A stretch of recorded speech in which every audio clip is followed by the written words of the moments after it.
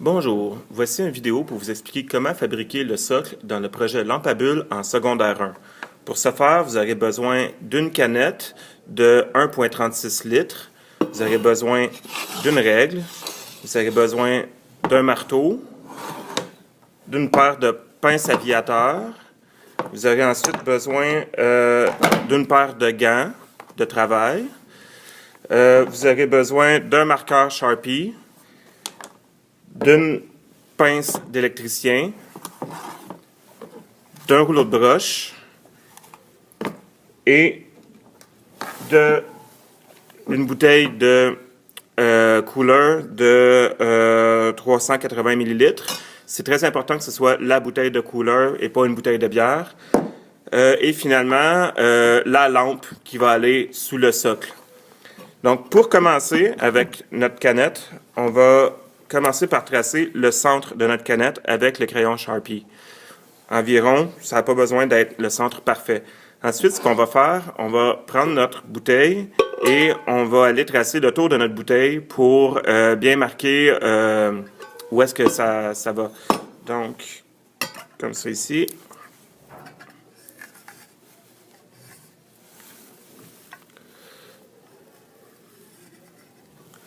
Pour nous donner un rond avec un point au milieu, comme ça ici.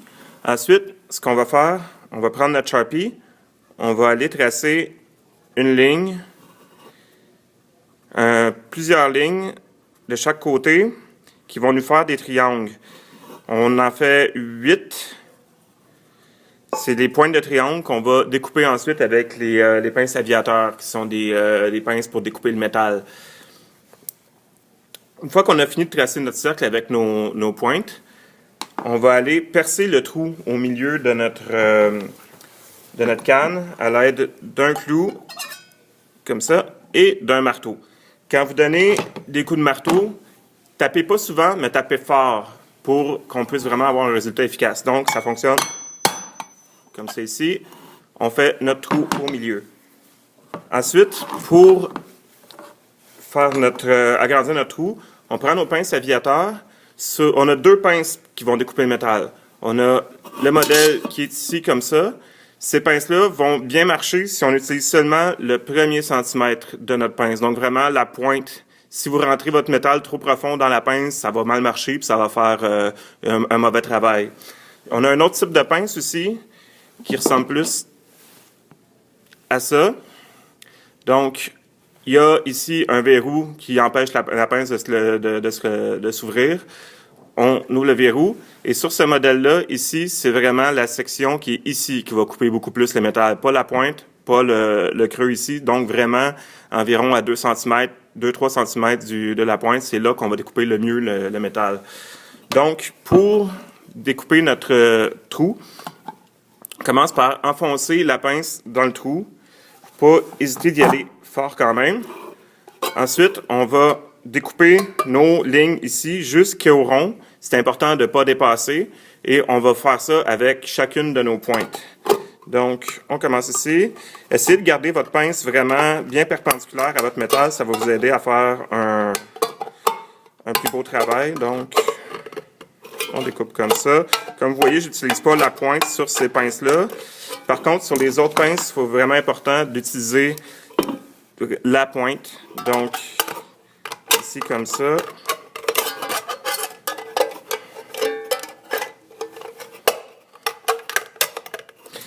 À cette étape-là, vous n'avez pas besoin de gants. Il y a vraiment juste une seule étape qui est la suivante où on va utiliser les gants. Donc, on découpe comme ça. Comme vous voyez, en utilisant la pointe, ça va très très bien. Si je rentre plus de métal dans ma pointe, ben là, j'ai beaucoup plus de difficulté à couper. Puis, en tout cas, ça fait ça. Donc, on découpe comme ça. Ça, c'est notre résultat après qu'on ait fini de découper. Ensuite, on enfile un gant, comme ça ici. Et on va aller replier les pointes vers l'intérieur. C'est vraiment la seule étape où vous avez besoin de gants. Les autres étapes ensuite, c'est pas recommandé parce que les gants vont vous enlever une partie de votre dextérité. Vous allez être moins habile à travailler avec des gros gants comme ça. Donc, vraiment, on replie les pointes vers l'intérieur comme ça. Ce qui nous donne ça quand on regarde de l'intérieur. Et ensuite, on va aller agrandir notre trou en utilisant notre bouteille. Ce qu'on va faire, c'est qu'on va prendre la bouteille, on va la rentrer à l'envers dans le trou comme ça. On va aller forcer pour bien agrandir le trou. Donc, le trou va s'agrandir juste de la bonne grosseur.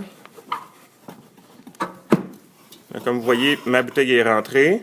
Ensuite, je peux la retirer et notre bouteille va rentrer vraiment juste dans notre trou, donc on a quelque chose qui est solide. C'est important de ne pas faire le trou trop large par rapport à la bouteille parce que sinon la bouteille va branler beaucoup plus, ça va être beaucoup moins stable et la bouteille risque de tomber. Une fois qu'on a terminé ça, vous pouvez ranger votre bouteille parce que c'est important de faire attention pour la briser. Ensuite, on va aller découper percer des trous sur le côté de la canne pour aller faire un treillis en métal qui va nous permettre de supporter notre bouteille de l'intérieur pour éviter que la bouteille tombe sur l'ampoule. Parce que notre canne va rentrer sur notre ampoule comme ça. Donc, pour bien s'assurer que notre bouteille n'aille pas toucher à l'ampoule, ce qui serait dangereux pour l'ampoule, on va aller prendre la mesure de notre ampoule.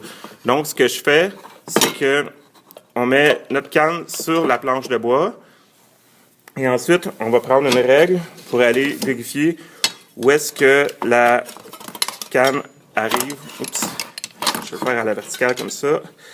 Donc, on place une règle par-dessus l'ampoule et ensuite, on va aller vérifier avec un Sharpie où est-ce que notre ampoule arrive. Essayez de viser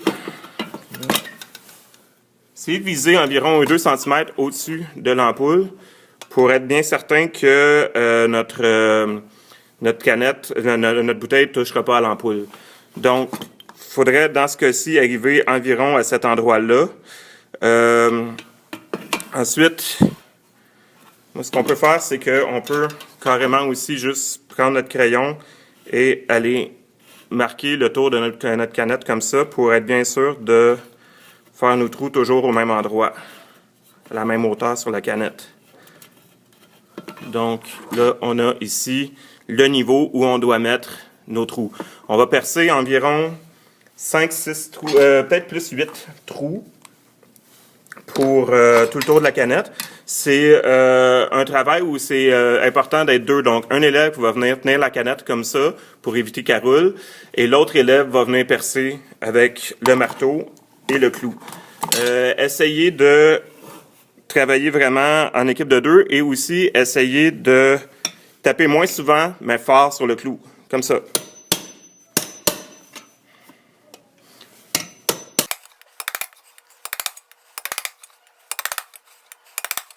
On a 7 trous, 7-8 trous, c'est à peu près ça que ça nous prend. Ensuite, ce qu'on va faire, c'est qu'on va faire un treillis métallique à l'intérieur de notre canette. Donc, on va prendre la broche, ici, comme ça. Donc, on en prend environ 1 mètre. Un gros mètre. Ensuite, sur les pinces d'électricien, il y a des couteaux ici sur le côté qui vont nous permettre de venir découper notre fil. Donc, on peut assez facilement aller découper comme ça. On met notre fil au milieu et là, on vient de couper. Quand on fait le treillis, on commence par rentrer notre fil dans un des trous. On va le passer dans l'autre trou qui est de l'autre côté. Moi, je laisse dépasser le fil d'environ une dizaine de centimètres. Ensuite, je le tiens avec mon doigt et je vais aller faire tout le reste du treillis avec l'autre bout du fil. Donc, on prend par exemple le bout qui est ici. On va aller le passer au milieu comme ça.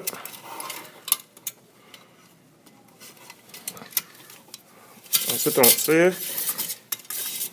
Essayez de bien faire ça serrer avec des pinces pour être certain que tout soit... À chaque fois de tirer avec des pinces, ça va permettre que tout soit bien solide. On repasse dans un autre trou comme ça. Le treillis commence à prendre forme.